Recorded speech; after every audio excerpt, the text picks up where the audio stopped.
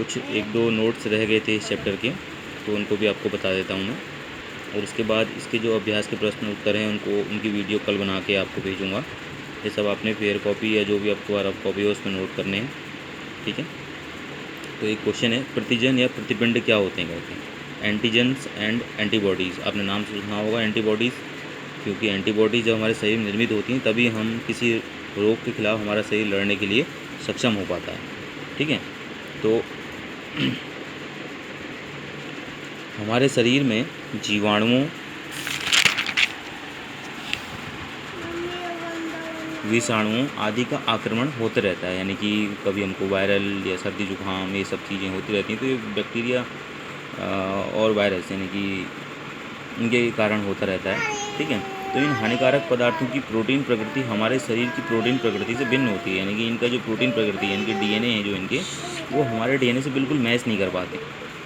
शरीर के लिए इन विषैले पदार्थों को प्रतिजन कहते हैं। तो जो हमारा शरीर होता है, तो इन विषैले पदार्थों को शरीर के लिए प्रतिजन कहा जाता है। क्या कहता है? प्रतिजन, यानी कि एंटीजन्स कहा जाता है।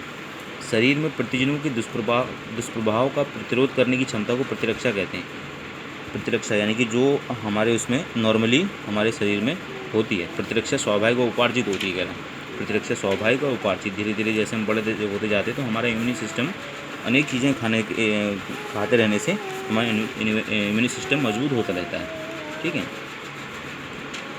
तो जैसे हमने पढ़ा था उसमें रक्तीय कणिकाओं में, तो श्वेत रुधिर कणिकाएँ हमने पढ़ी थी कि ये जो हैं शरीर की जो है सुरक्षा करती हैं। तो श्वेत रुधिर कणिकाएँ की न्यूट्रोफिल्स एवं मोनोसाइटस, ये दो कणिकाएँ हैं उसकी, न्यूट्रोफिल्स एंड मोनोसाइटस, कोशिका भक्षण द्वारा रोगाणुओं एवं हानिकारक पदार्थों का भक्षण कर उन्हें नष्ट कर देती है। यानी कि जिन कोशिकाओं में जो है ये जो विषाणु हैं और बैक्टीरिया हैं, इनका प्रवास हो जाता है, तो ये मोनोसाइट्स और न्यूट्रोफिल्स उन कोशिकाओं का ही भक्षण कर देती हैं, जिससे क्या है वो पूरी तरह से ही समाप्त हो जाते हैं। श्वेत रुधिर कणिकाओं की लिम्फोसाइटस, लसिका गांठों से भी लिम्फोसाइटस कोशिकाएँ उत्पन्न होती हैं। और श्वेत रुधिर कणिकाओं की लिम्फोसाइटस कोशिकाएँ, इनमें भी कोशिकाएँ होती हैं लिम्फोसाइटस, प्रतिपिंड का निर्माण करती हैं। प्रतिपिंड यानी कि एंटीबॉडीज़ का निर्माण करती हैं तथा रोगाणुओं को नष्ट करके शरीर की सुरक्षा करती हैं। तथा जो भी रोगाणु होंगे, चाहे जीवाणु हो चाहे विषाणु हो, उनको नष्ट करके शरीर की सुरक्षा करती है, ठीक। इसमें ही एक और क्वेश्चन आता है कि डायलिसिस या अपोहन किसे कहते हैं। डायलिसिस तो आपने नाम सुना होगा इससे पहले, लेकिन कौन सी क्रिया है, किस तरह से होती है, ये आपको नहीं पता होगा, तो इसको बारे में बताता हूँ आपको। कि वृक्कों के खराब हो जाने पर रक्त को शुद्ध करने के लिए कृत्रिम वृक्क या डायलिसिस का उपयोग किया जाता है। जो वृक्क हैं हमारे, ये जो है उत्सर्जन का काम करते हैं और रक्त को छानने का भी काम करते हैं, ठीक है। तो वापस जो रक्त छन जाता है दोबारा हमारे शरीर में वापस चले जाता है। लेकिन जब हमारे वृक्क ही खराब हो जाते हैं तो जो है बाहर से जो है क्या कहते हैं, डायलिसिस के प्रयोग से जो है हम दोबारा से शुद्ध रक्त को अपने शरीर में वापस रोगी के शरीर में वापस कर दिया जाता है।